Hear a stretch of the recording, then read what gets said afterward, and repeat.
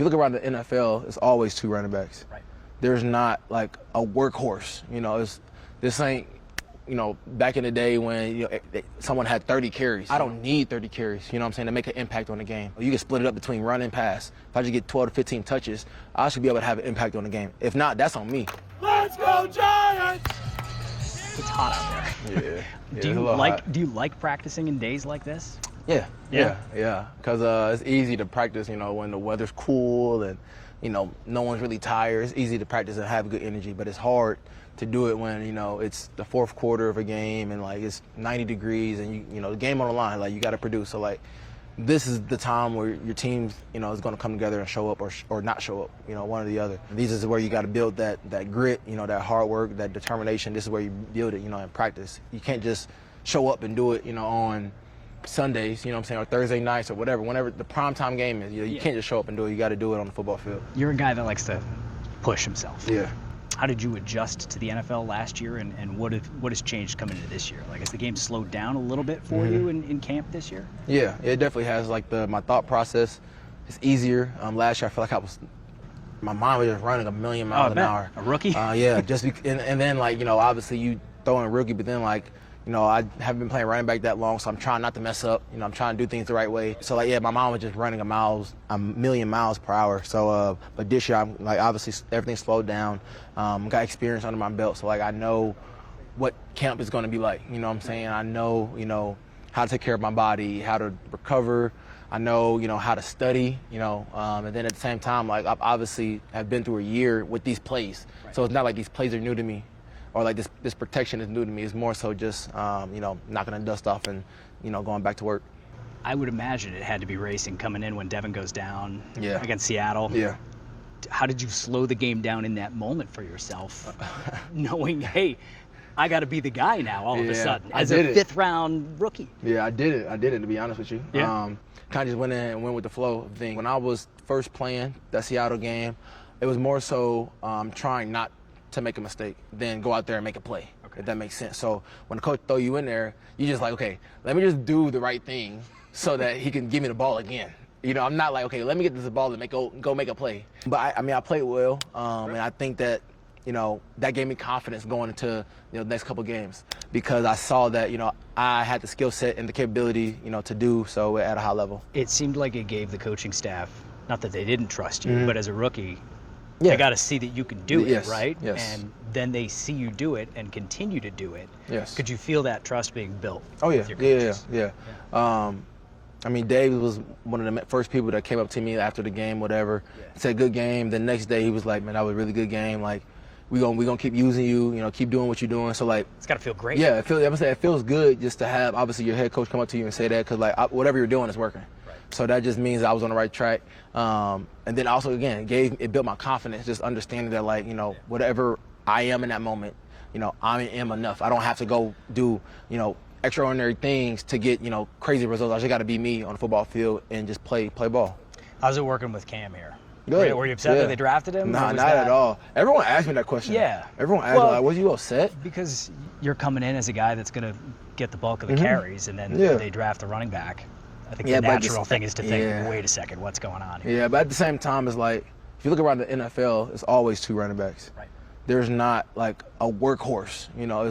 This ain't, back in the day when someone had 30 carries. Every game. It's not really that game. And for me, my skill set, I don't need 30 carries. To make an impact on the game. If you give me the ball 12 to 15 times, whether it's you can split it up between run and pass. If I just get 12 to 15 touches, I should be able to have an impact on the game. If not, that's on me. I carry that weight on my shoulders to where if I get the ball, I should be able to do something with it. So it don't matter, if we had, 2 running backs, 3 running backs, whatever it is, because if you give 29 the ball, he gonna produce. And that's just how I go about the game. But with Cam, I think he's a great addition to the room, I think we 2 completely different running backs, but we complement each other well. There seems to be an energy and excitement to your offense in camp this year. You guys have statistically the toughest schedule in football that you're facing, but there's some belief that this offense could really make some noise. When you see Malik making the plays that he's making out there, Cam has seemed to brought some energy, and you've got Russell Wilson he won a Super Bowl just down the road. True, across the street. Right? Yeah. How's that made you better? and made your offense. Yeah, I mean, really just seeing like how his work ethic is, and then also like he knows how to win. He knows what it takes. He knows what it's supposed to look like. So when you have that person in the locker room, that voice in the locker room talking about everything, like it's easy just to kind of, I would say, be successful just because he knows what it looks like. He knows what it takes. So if it's a bad rep, he's not going to let it be a bad rep and just go on to the next one. Right. We're going to reload and do it again and then figure out what's wrong. And he's also the one asking questions. Okay, if it's this look, what do we do? If it's this look, what do we do? So the veteran is asking questions. Yeah. So there's no confusion. There's no gray area. It's black and white. Look, if it's this, we're doing this. If it's that, we're doing this. So like everyone understands what's going on. I also think it's building confidence within the offense around us too, because like I said, there's no gray area. So when there's no gray area, it's very easy to go out there and play free because you know exactly what to do when a certain defense give us a look. So, but yeah, I think that we got a good offense. Obviously, it's easy to say, but you got to go out there and do it and prove it. Do you ever find yourself just looking across the room going, that's Russell Wilson? Yeah, when I first got here, I mean, it was crazy because I went up to him, said what's up. I mean, obviously he knew who I was, but it was just crazy, obviously because he's on my team. Same thing with Jameis Winston. I was like, wow, like, I'm on the team with this dude, like, and everyone thinks like his character is like for show or for media, but like he's authentic. Yeah, he's that's how very, he is. Like, he's like that every single time. Like, you go in the locker room right now, he's you got to be like up that. then every day. To deal with him, that's what I'm saying. I'm like, I thought I was outgoing, but then like I met him, but yeah, he's a great human, a great football player, and like I said, I think that with the additions that we have to our offense, like. I think, the sky's the limit. We just have to go out there and do it, you know what I'm saying? And it starts in practice. It really does. I remember in college, everybody was talking about your friend from high school, Peyton. Yeah, right? Yeah. That always stood out to me because that's like crazy thing is we real. Still in contact. You still in contact? Yeah, we're still in contact. It's not like, obviously every day, but she, her mom talks to my mom. Hopefully we get her out to a game or something this year. Yeah. She came to a couple of my college games. She came when I was at Iowa. She traveled there. She obviously came to Purdue.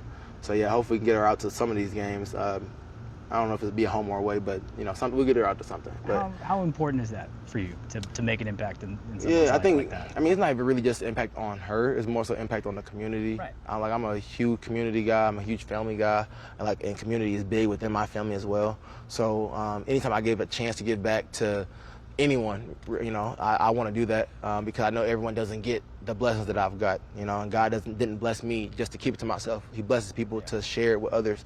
So any blessing that I get, I want to be able to give it off to anyone, and you never know, like me just showing up that day will make someone's day, month, year, whatever it may be. You know what I'm saying? So like it's really the little things in life that like we may overthink just because, we have a lot on our plate, but like they like, man, this is Tyrone Tracy taking his time to come see me, spend time with me. It's impactful. Yes, it's very impactful for someone who may not think, that much of themselves. So, I try to do my best to, put a smile on everyone's face, whoever's around me. Love it. Anything else you want to add? I've taken enough of your time here. Yeah, no, I'm good. I'm good, man. Appreciate you, man. Thank you. Good luck this year. Thank you, man. Appreciate it.